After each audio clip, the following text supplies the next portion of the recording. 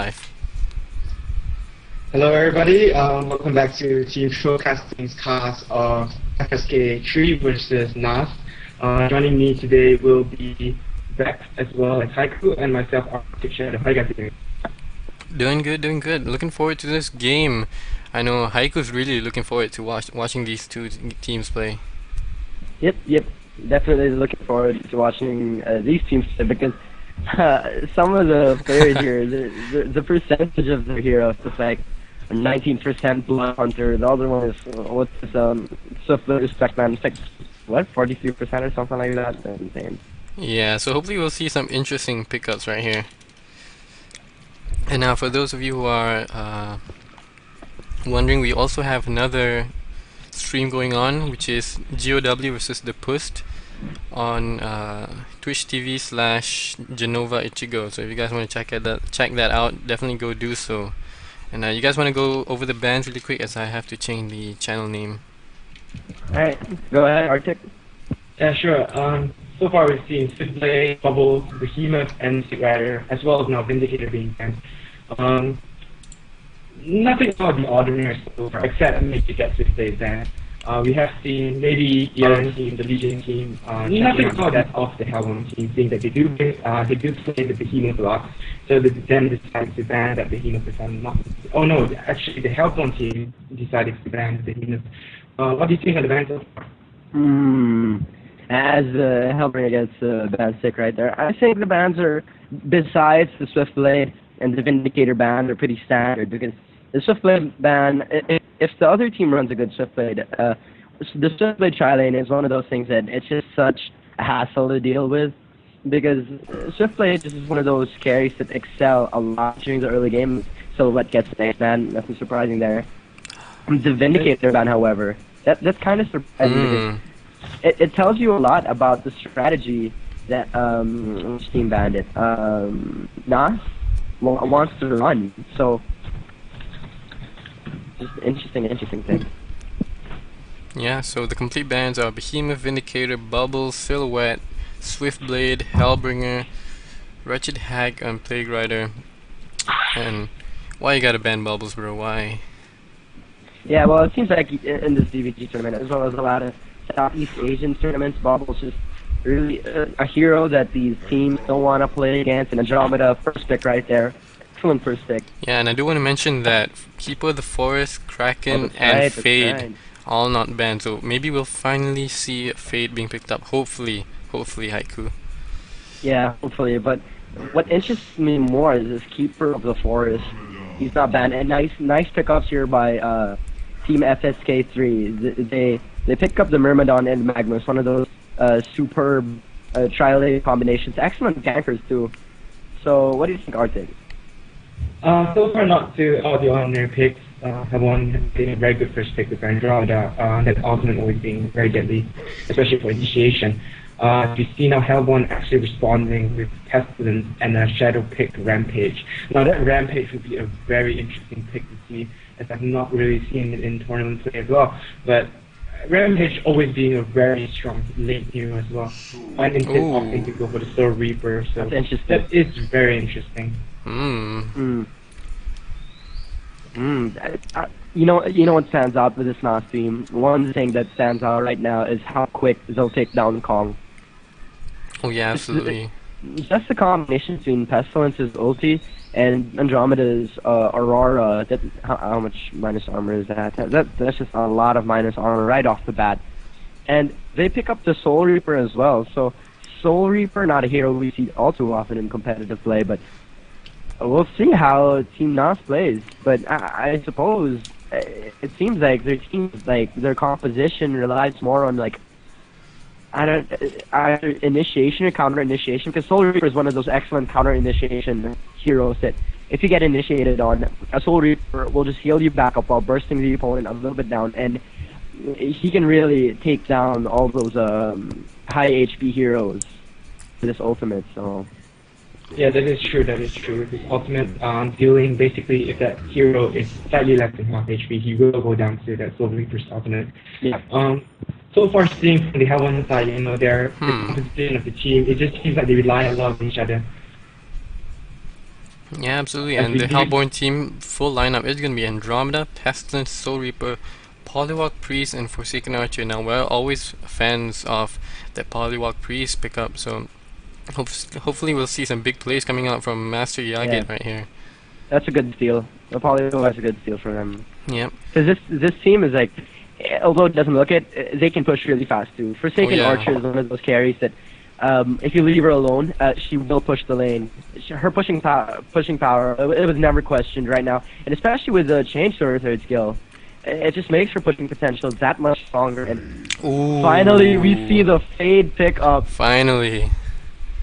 Yeah, finally we get to see the face. So maybe we'll finally see what the fuss is all about. Yeah. Now the question is, Hopefully how we are get both to teams see going to the lane right here? Yeah, that was my You're looking at right the there. Legion team, you know, Fate, a very level dependent hero, as well as that Dr. Repulsor. So I would assume the tri-lane Corrupted Disciple at the top lane for the Legion team. Yeah, that seems. No, actually, I think the tri-lane will be yeah. No, I don't think they'll run it any other way with the Dr. Repulsor either. Solo mid or solo bot. Because I don't really like Repulsor soloing bot. It's just, he's one of those heroes that I think, with the proper runes, he can just, devastate any team, but we'll see how it is. But I'm more curious to see how the Hellborn team will Yeah, win, absolutely. It's just, heroes. Arctic, you have any ideas for this Hellborn team? Not too sure. I'm thinking a good tri-lane for the Hellborn team would probably be FA, Polywalk Priest, and Andromeda. Testy being able to roam and all, but or maybe Poly as well going solo. But probably we see 4 heroes going bottom, so maybe they're just going for the quick first blood, and we'll see what happens from there. Yeah, and as you mentioned, the Soul Reaper pickup. Now, one interesting thing to note, of course, we don't see Soul Reaper being picked up in the competitive scene, especially in the Southeast Asia community. But in the international Han community, I have seen Soul Reaper be picked up by a few teams, although I can't remember the name of the teams right now. They play him as a semi-carry role, and it's really, really strong, to be honest. Yeah, one of those heroes really that you just have to get him tanky, and once he's tanky, his aura just does the sustained damage that you get from Withering Presence. It's really strong. But so are they tri-laning with Pestilence, Andromeda, and Forsaken Archer?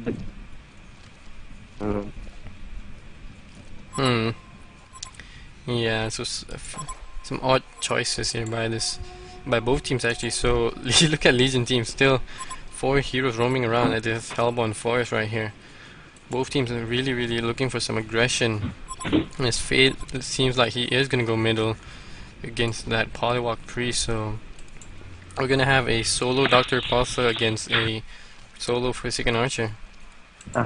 Which is good, I think, because Fade versus Polywalk Priest matchup.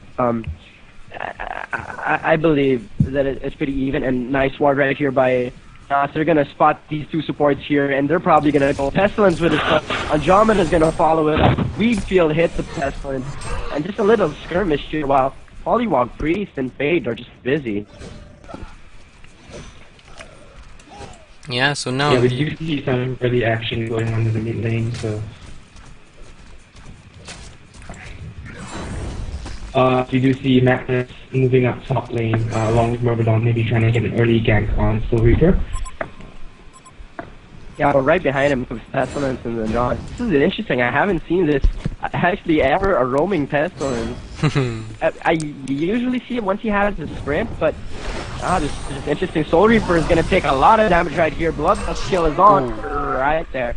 Cherry Popper for Wailang. I had how to pronounce that name, man. Yep, Myrmidon. Yeah, so good setup by the Legion team, right? They're catching Soul Reaper off guard, and despite having that heal, not gonna be enough to save his life. Yeah, they need more wards here on top, because it seems like the Myrmidon and Magnus are just content with roaming, and in my opinion, though, the middle matchup it's gonna be an interesting matchup because once Faye leaves the lane to gank, Polywalk Priest is just able to push down that tower so fast, and really good ward here by support playing Andromeda. It spots Magnus in the Myrmidon, preventing the gank from Polywog Priest, but in the same way, it's kind of a double-edged sword, because Polywog Priest isn't able to get any farm, while Fade is able to free farm the middle lane. And now Magnus and Myrmidon on their way top as well.